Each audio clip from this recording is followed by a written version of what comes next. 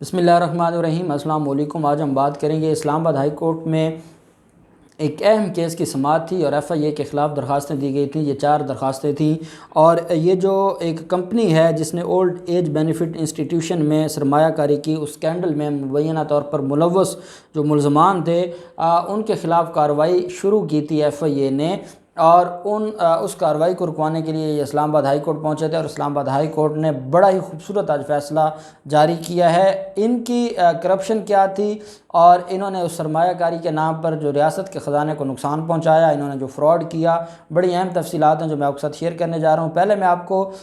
جو آج کی اس کارروائی ہے اور اس میں جو فیصلہ ہے آنریبل اسلام آباد ہائی کورٹ کا وہ شیئر کروں گا، اور پھر ان کے خلاف جو ایف آئی اے کی کارروائی ہے اور جو ایف آئی اے نے ان کے اوپر الزامات لگائے ہیں وہ بھی میں آپ کے ساتھ شیئر کروں گا تاکہ آپ کے نالج میں ہوں کہ ان لوگوں نے اولڈ ایج بینیفٹ جو صرف اور صرف ایک اتنا خوبصورت منصوبہ ہے اور جس میں انہوں نے اپنی منمانیاں کر کے اور دھوکے بازی سے اور جال سازیوں سے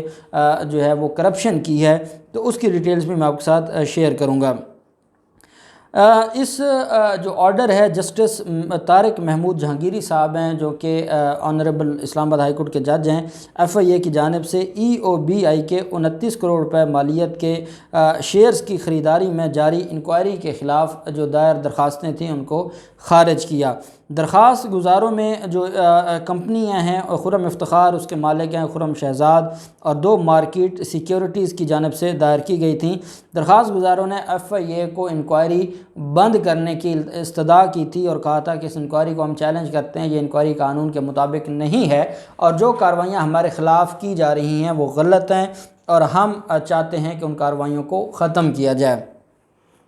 کمپنی کے جو چیف ایگزیکٹو تھے خرم افتخار، انہوں نے ایف آئی اے کے روبرو پیش ہو کر اپنی کمپنی میں ای او بی آئی کی سرمایہ کاری کے سلسلہ میں 1 دسمبر 2011 کو بیان قلم بند کروایا تھا۔ اب اندازہ لگیں کب کا یہ معاملہ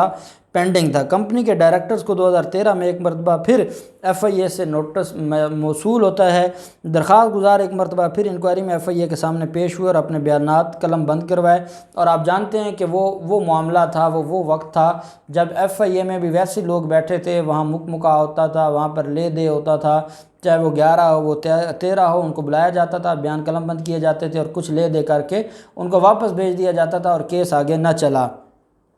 ایف آئی اے نے تیسری انکوائری شروع کی اور اس کے نتیجے میں 31 دسمبر 2015 میں پاکستان پینل کوڈ کی سیکشن 409 109 اور 34 کے تحت ایف آئی اے پولیس اسٹیشن کراچی میں ایف آئی آر درج کر لی گئی 2015 میں۔ انہوں نے وقتاً فوقتاً 2011 2013 اور پھر 2015 میں جب تو یہ ان کو بلیک میل کرتے رہے تب تو ان کو کچھ مل جاتا تھا، کیونکہ یہ ایکچول اس وقت کی جو ایف آئی اے تھی اس کے اوپر جہاں نواز شریف اس وقت چیف ایگزیکٹو آف فیڈریشن ہو، آپ اندازہ لگائیں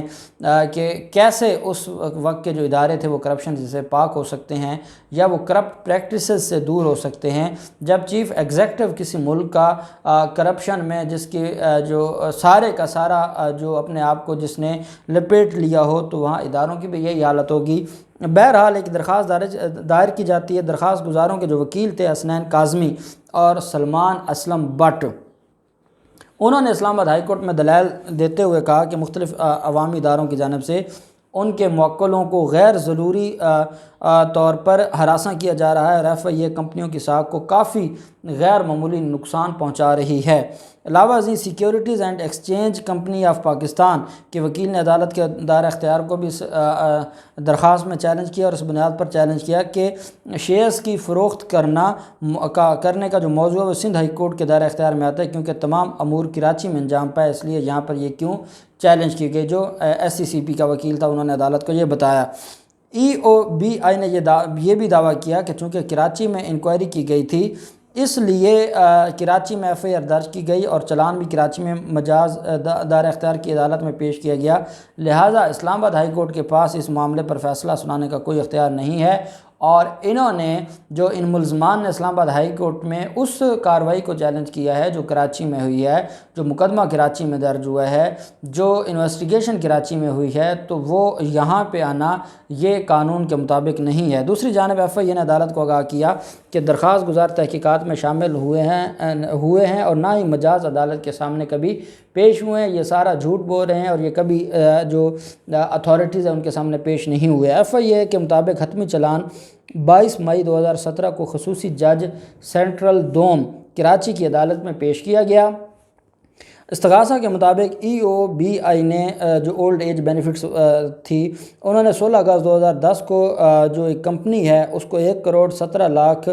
اور 22 کروڑ 71 لاکھ 2818 روپے میں خریدے گئے تھے۔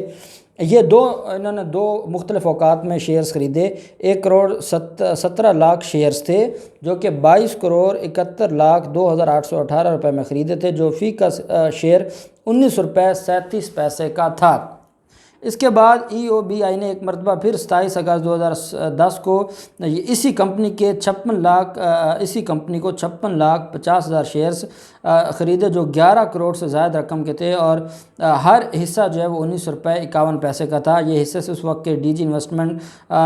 جو کنور خورشید وحید اور اس وقت کے EOBI کے چیئرمین ظفر اقبال گوندل پر مشتمل EOBI کی انویسٹمنٹ کمپنی کی سفارش اور منظوری پر خریدے گئے تھے۔ فی شیئر کی موجودہ قیمت 2 روپے 73 پیسے تھی، لیکن جب انہوں نے اس کمپنی سے خریدے تو وہ جو ہے وہ 19 روپے سے، کیونکہ یہ EOBI نے یہ شیئرز خریدے تھے ان کمپنیوں سے، تو وہ مہنگے شیئرز خریدے گئے، اور اس لیے خریدے گئے کہ اس میں ان کمپنیوں کو بھی فائدہ پہنچانا تھا اور خود بھی کمیشنز لینی تھی، خود بھی اس سارے کے سارے معاملے کو دیکھنا تھا۔ تو اس میں پھر EOBI کے لوگ بھی ملوث تھے، اس میں سیکیورٹی ایکسچینج کے لوگ بھی ملوث تھے، اور اس میں وہ جو کمپنیز تھے ان کے لوگ بھی ملوث تھے۔ FIA نے ہائی کورٹ کو بتایا کہ درخواست گزار ٹرائل کورٹ میں پیش نہیں ہوئے تھے اور انہیں مفرور قرار دیا گیا تھا، کیونکہ وہ مفرور ہو گئے تھے اور ان کے خلاف جو کیس تھا اس میں وہ اشتہاری ڈکلیئر کر دیے گئے تھے، اور وہ کیس وہاں پر پینڈنگ ہے، اور وہ FIR آج بھی ایگزسٹ کرتی ہے، اور اس میں انہوں نے پیش ہونا ہے اور اس سارے پروسیس کو فیس کرنا ہے، اور یہ فیس کرنے کے لیے تیار نہیں ہے یا یہ خوف زدہ ہیں کیونکہ یہ اس ٹرائل کو فیس نہیں کرنا چاہتے۔ اس لیے اسلام آباد ہائی کورٹ میں آ کر ڈائریکٹ جو یہ فراڈ کرنا یا عدالت کے سامنے آ کر جھوٹ بولنا، اس کی اجازت نہیں دی جا سکتی، اور ان درخواستوں کو بھاری جرمانہ کے تحت خارج کیا جائے۔ اب ان لوگوں نے فراڈ کیا، EOBI کے جو شیئرز ہیں وہ ان کو بیچے، مہنگے شیئرز بیچے، اس میں EOBI کے لوگ بھی ملوث تھے، یہ جو پرائیویٹ کمپنیز ہیں ان کے لوگ بھی ملوث تھے، سیکیورٹی ایکسچینج کے لوگ بھی ملوث تھے، اور مختلف لوگوں کے خلاف یہ انکوائری ہوئی تھی، اور جو سیکشن 409 ہے، سیکشن 109 اور سیکشن 34 کے تحت ان کے خلاف یہ مقدمہ درج ہوا تھا، تو اس پر چلان سبمٹ ہو چکا ہے، اور FIA کا یہ کہنا ہے کہ چلان سبمٹ ہونے کے بعد اگر یہ چاہتے ہیں کہ ان کو کوئی ریلیف ملے تو یہ جائیں وہاں جا کے پہلے سرنڈر کریں، اور سرنڈر کرنے کے بعد پھر ان کو وہاں اس عدالت سے ہی ریلیف مل سکتا ہے، یا اس میں اپنے بے گناہی ثابت کر سکتے ہیں، یا وہ عدالت ہے جو ایویڈنس لے گی اور ایویڈنس لینے کے بعد ثبوتوں کی روشنی میں فیصلہ کرے گی۔ اس وجہ سے اسلام آباد ہائی کورٹ نے جسٹس مسعود جہانگیری صاحب نے ان کی جو چاروں درخواستیں ان کو خارج کر دیا ہے، اور ان کو میرٹ کے اوپر خارج کیا ہے، اور عدالت نے کہا ہے کہ آپ نے یہاں پر درخواست فائل کی ہے یہ آپ کی درخواست نہیں بنتی، اس لیے ان درخواستوں کو خارج کیا جاتا ہے۔ اب دیکھتے ہیں کہ یہ جو اتنا بڑا فراڈ ہوا اور ریاستی خزانے کو نقصان پہنچایا گیا، اور منمانیاں کرتے ہوئے منمانی کمپنیوں کے ساتھ انہوں نے سودے بازی کی اور ان کے شیئرز خریدے اور ریاست کے خزانے کو نقصان پہنچایا، اب اس پر FIA مزید کیا کرتا ہے، جو بھی ڈیٹیلز ہوں گی ہم آپ کے ساتھ شیئر کرتے رہیں گے۔ اللہ پاک پاکستان کا حامی و ناصر ہو۔ بہت شکریہ۔ اللہ حافظ۔ پاکستان زندہ باد۔